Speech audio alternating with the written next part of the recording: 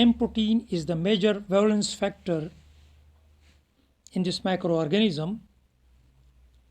It is present in the cell wall of the Streptococci. It inhibits the activation of complement and protects the organism from phagocytosis. As well as this M proteins is also the weakest point in the organism defense because B cells form antibodies against M protein which bind it and help in destroying the organisms. Other mechanism of pathogenesis, they are the enzymes and toxins contributing in producing diseases. There are two types of enzymes, streptolysin O and streptolysin S, while other 3 or 4 types of exotoxin released by these microorganisms. They are the pyrogenic, erythrogenic, and exotoxins B. Streptolysin O is the most important enzyme which is released by this microorganism, and medical importance of this microorganism is that antibodies against this streptolysin O we calculated to the diagnosis of rheumatic fever in the patient. So antibodies against this streptolysin O is produced and they are called ASO antibodies, streptolysin O. Second feature of this streptolysin O is that it is a labile to the oxygen and destroy the hemoglobin as well as RBCS. So it is suggested that this beta hemolytic ability in the Streptococcus pyogenes is due to the streptolysin O. Second is the streptolysin S. The S stands for oxidase stable. This is also responsible for beta hemolysis but is not antigenic in nature. It means that streptolysin S is antigenic in nature and streptolysin S is not antigenic in nature, and both destroy the RBCS, and that is the reason this microorganism we put in the class of beta hemolysis. It completes hemolyze the on blood agar plates. Pyrogenic exotoxin, as the name indicate, this antigen is producing a shock syndrome which is called toxic shock syndrome is in the Staphylococcus aureus. The next one is the erythrogenic toxin. As the name indicate, this toxin destroy the erythrocyte and again producing a shock-like syndrome.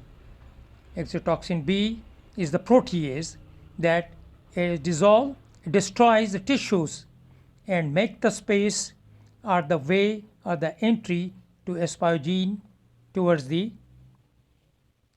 inflammatory area. Other are the two types of enzymes. One is the hyaluronidase and second is the streptokinase. Hyaluronidase is also present in small amount within the light capsule around the cell wall, but they are not immunogenic. The importance of this enzyme is that they destroy the tissue and gets the way for this microorganism, makes the entry up to the bones level. Streptokinase, that's another enzyme. It is plasminogen in nature to form plasmins, which dissolves fibrin in clots, thrombi and emboli. It means that streptokinase is also help to make the gates are entrance for this microorganism throughout the blood to reach the pathogenic organ. DNase is also destroy the DNA mean producing necrotic tissue.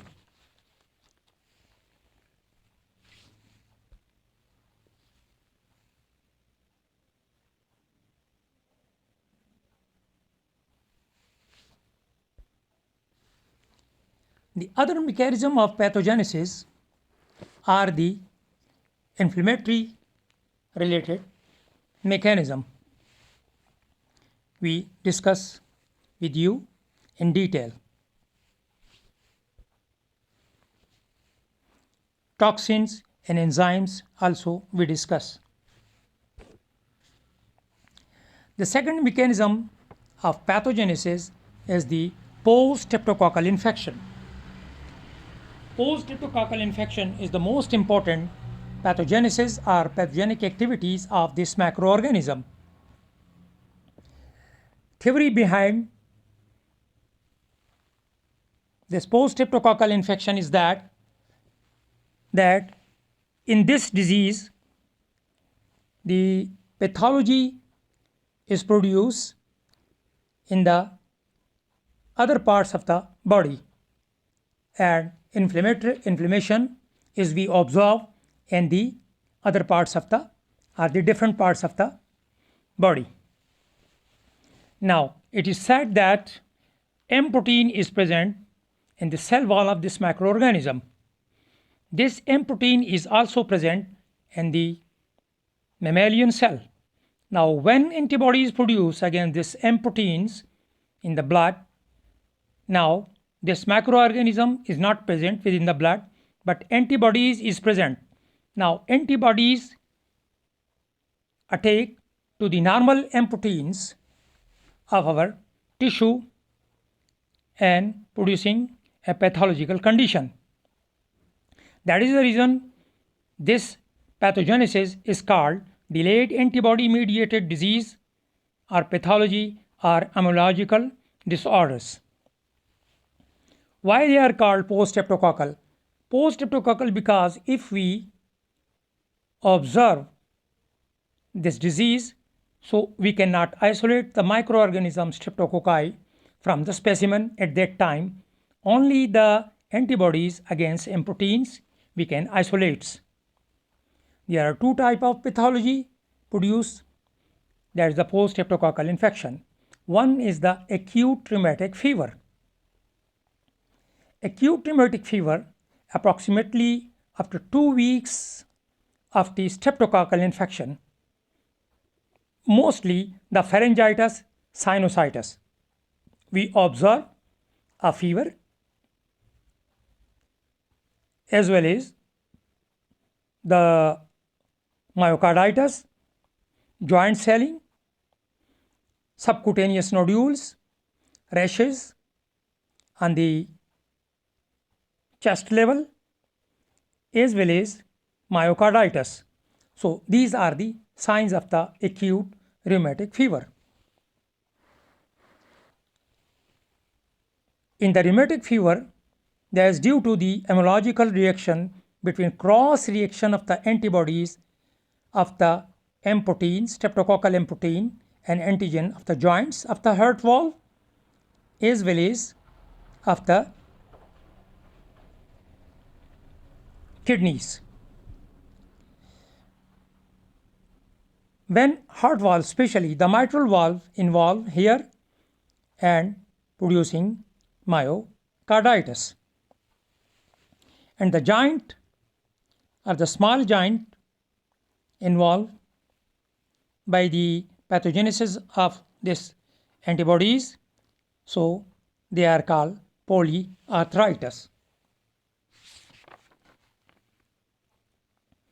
Second infection, that is called acute post-streptococcal glomerulonephritis. That is the disease of the kidney, especially glomerulonephritis or the glomeruli. Now theory behind this glomerulonephritis is that antigen and antibody in the form of complex They are deposited on the surface of the glomeruli and producing infection and inflammation on that area and producing glomerulonephritis. The signs of glomerulonephritis are the edema, periorbital edema, as well as edema of the ankles, edema of the feet, and the urine which containing a huge amount of a numerous amount of red blood cells in it.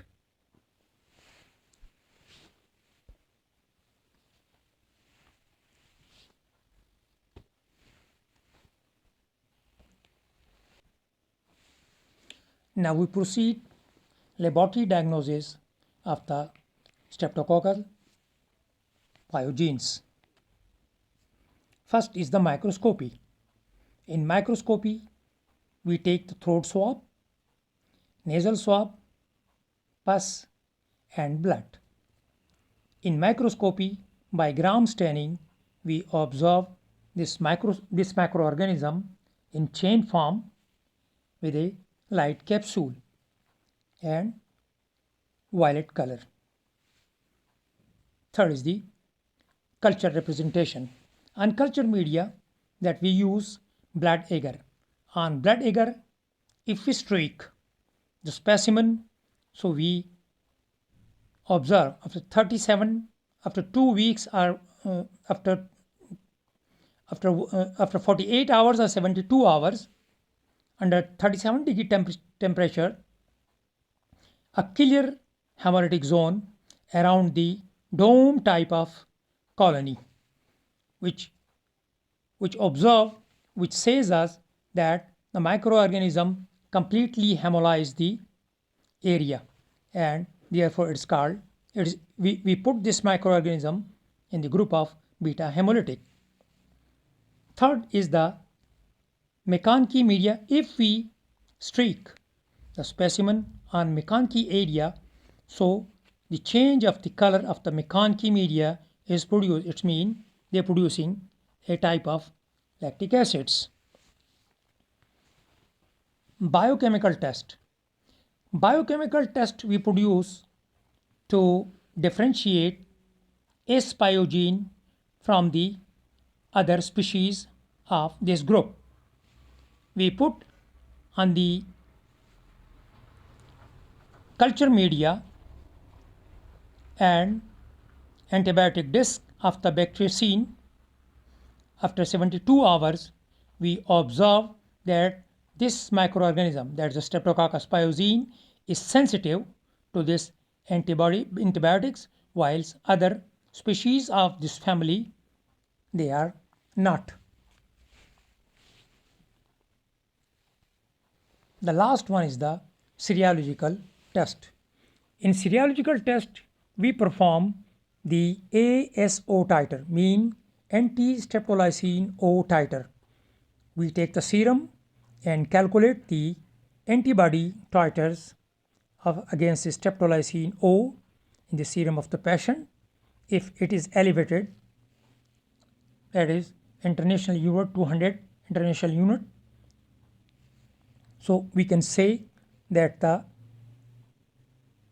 patient is rheumatic fever, and also we perform ESR, and sedimentation rate in this patient is elevated of rheumatic fever.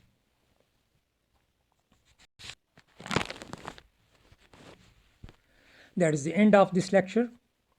Dear student, these are all about the Streptococcus pyogene, which we have discussed in your classroom also, but some of your colleagues, they